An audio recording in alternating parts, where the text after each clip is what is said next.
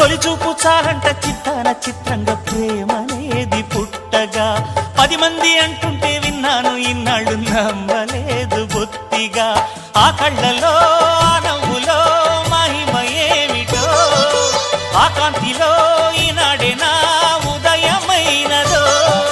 మదిసీమలో ఇన్ని మరుమల్లే గంధాలు మునుపెన్నడు లేని మృదువైన గానాలు మొదటి బలపు కథలు తెలుపు గేయమై తీయగా